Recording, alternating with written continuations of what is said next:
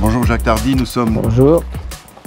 dans le Père Lachaise. Et le Père Lachaise, c'est on peut dire, le personnage principal de cette BD. C'est une BD, hein, 25 Si images. si tu veux, oui. Une petite bande dessinée avec ouais. une image par page. Hein. Ouais. C'est ce qui est assez avantageux. Et alors, voilà, donc c'est l'histoire d'un type qui avait 20 ans en 1871 au moment de la Commune. Il retourne au Père Lachaise pour faire une chose, accomplir une chose essentielle, c'est d'aller pisser contre le mausolée de Thiers. Alors qui est le massacreur de la Commune. Qui est Thiers? Parce que beaucoup d'entre nous qui vont nous voir sur cette vidéo ne savent pas qui est Thiers. Thiers a été président de la République. Et c'est le massacreur de la Commune. C'est un type immonde qui a la semaine sanglante, tout ça, c'est lui, c'est la fin de la Commune. Les gens sont fusillés dans la rue. Et donc Thiers va devenir premier président de la République française. Voilà. Et c'était un massacreur, c'est un personnage immonde que tout le monde déteste, et c'est pour ça que mon personnage revient 80 ans plus tard au Père Lachaise pour rendre les honneurs. C'est un grand sujet pour toi, la Commune. Hein. Qu'est-ce qui justifie que tu aies cet intérêt particulier pour la Commune, pour la cause anarchiste, on va dire, non? Oui, anarchiste, mais pas seulement. C'est-à-dire que les Parisiens veulent prendre en main leur avenir, veulent prendre en main les choses. Et évidemment, il est hors de question de les laisser faire. Et c'est là que Thiers intervient. Thiers va massacrer tout le monde. Mais l'idée, c'est cette espèce de générosité dans le genre, on va s'occuper de tout, foutez-nous la paix et vous verrez, ça va bien marcher. Bon, ça s'est pas passé comme ça. Donc, ça a été l'échec total. Et nous avons, par exemple, des personnages. Il y avait Gallifet, le marquis aux bottes rouges. C'est comme ça qu'il est surnommé. Gallifet, à la fin de la Commune, convoie les communards prisonniers à Versailles, où ils seront fusillés, certains seront déportés. Et sur le chemin, sur la route, il fait sortir des groupes qui fusillent contre le mur du cimetière, etc. etc. Il y a des femmes et des enfants. Oui, et il est surnommé le marquis aux bottes rouges.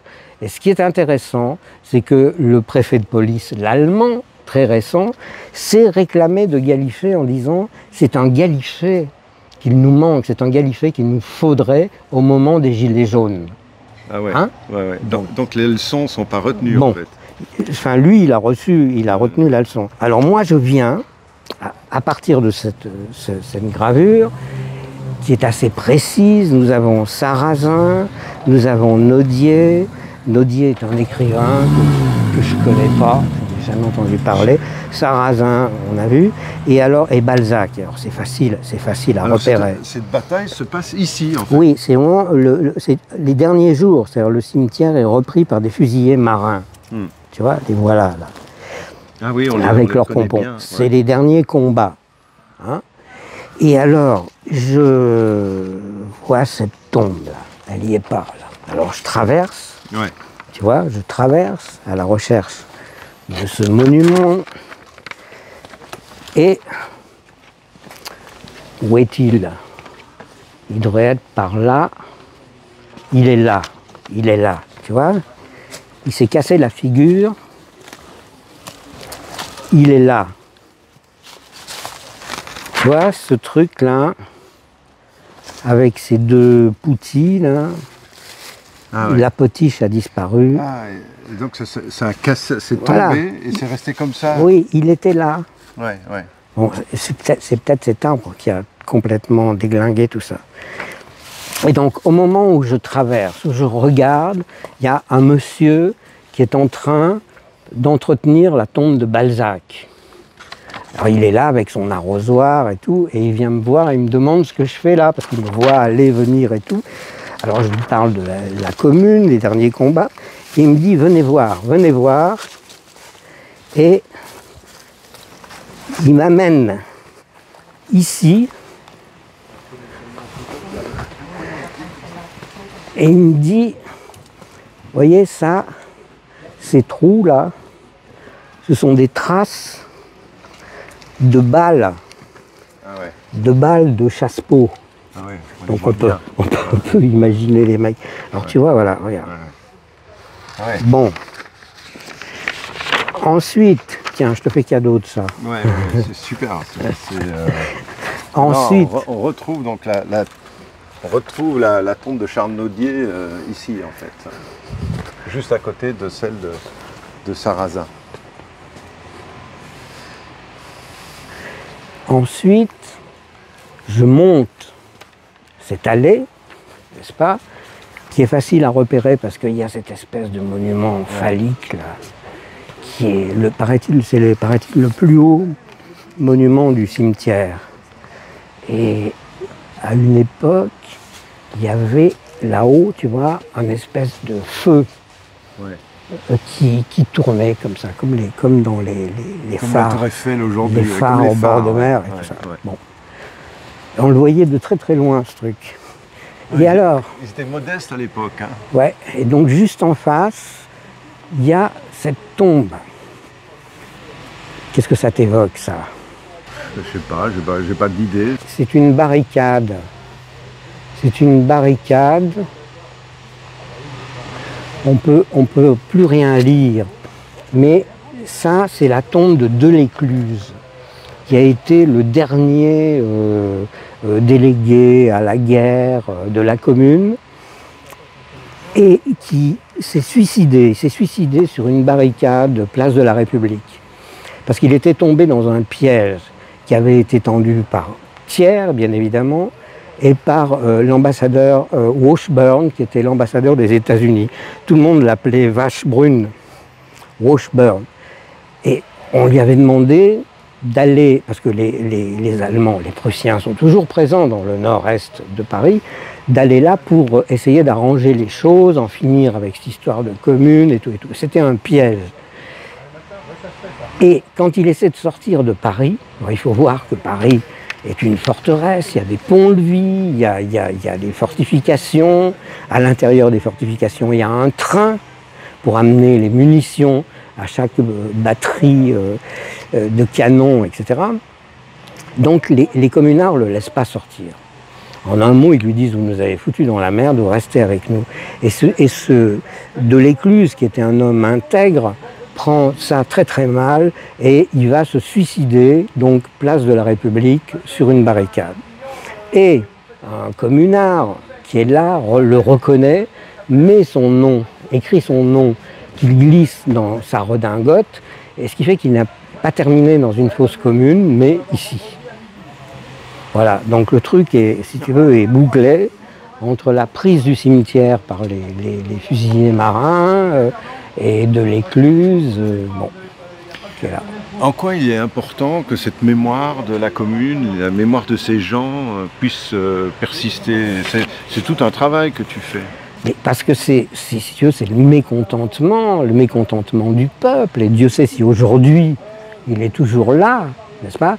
Et qui continue à ne pas être entendu par les gens qui sont censés nous gouverner, nous diriger, etc.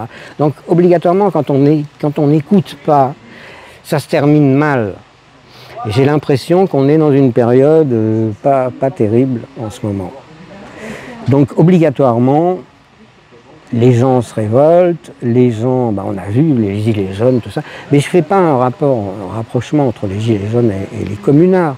Mais cette espèce de mécontentement permanent ne peut amener qu'à des excès de part et d'autre. Alors on pourrait très bien, en amont, discuter, voir ce qu'on peut faire, etc. Mais les gens qui sont au pouvoir ne l'entendent pas comme ça. Avec le pouvoir, tu as une relation un peu rugueuse, on va dire. On t'a offert la Légion d'honneur, tu l'as refusée avec éclat. Mais parce que d'abord j'ai rien demandé. C'est d'auteur, on m'a refilé ce truc dont j'ai rien à faire. Et puis c'est tout. Et puis en plus de ça, j'avais l'impression que si j'avais accepté, à partir de ce moment-là, j'aurais été redevable. J'aurais dû mettre un petit peu d'eau dans mon vin. Tu vois, il en est hors de question. Donc gardez votre Légion d'honneur. Ça, c'était Napoléon qui disait c'est un hochet pour mes généraux. Ouais. Donc tu n'en as pas voulu. Non. Alors, dans ton album, il y a ce sablier avec les ailes. Ben, on en voit partout, partout, partout. Alors évidemment ici il n'y en a pas, mais on en verra plus loin. Ouais. Espèce de symbole du temps qui passe et qui s'envole. Il y a quelque qui ne chose de reviendra personnel pas. là-dedans? Non, c'est pas personnel, c'est à mon avis universel, ça nous concerne tous. N'est-ce pas? Le temps s'écoule. L'idée du sablier ailé est assez belle. C'est Ouais. Bon, Mais c'est là tout. on a un personnage à l'article de la mort qui va aller pisser sur la tombe de Thiers. Tu as l'intention de faire la même chose? Tu n'habites pas Oui, très loin. tout à l'heure on va y aller, tout à l'heure on va y aller. Lors du centenaire, il y a eu un attentat quand même contre cette tombe. Ouais, C'est pas toi qui es responsable. je te le dirai pas. de- Eh ben, c'est bien dommage que ça n'ait pas pété complètement. Alors, nous avons Vive la commune, quand Ah même, oui, toujours. C'est vrai. Mais oui, Et il y a longtemps qu'elle est là, cette... j'ai toujours connu ça. Enfin, c'est intéressant que quelqu'un soit allé mettre ça sur cette porte. Ouais. Tu vois, la Bon. commune n'est pas morte. Et le fait que le nom de Delécluse est là comme ça, à moitié effacé, on n'arrive plus à le lire là. C'est un signe que tout ça va passer, tout ça passe. Bah, écoute, la pierre, c'est ce que nous dit ces vieilles pierres, effectivement, qui sont rongées par je ne sais quoi. C'est dommage de ne pas mettre un petit peu de dorure dans les, tu vois. Ouais. Mais en même temps, bon, bah, je sais pas comment dire, c'est comme ça. On va pas non plus vivre en permanence avec des souvenirs.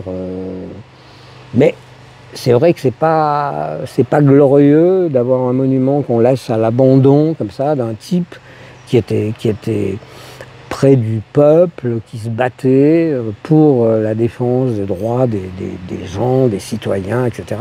Tout le monde s'en fout. En même temps, c'est à l'image de ce que nous sommes. On n'est pas toujours très reconnaissant. Mais par contre, on va redorer la famille machin ou le général, je sais pas quoi, parce que la famille s'en occupe. Quelle est la famille de Delécluse? J'ignore tout.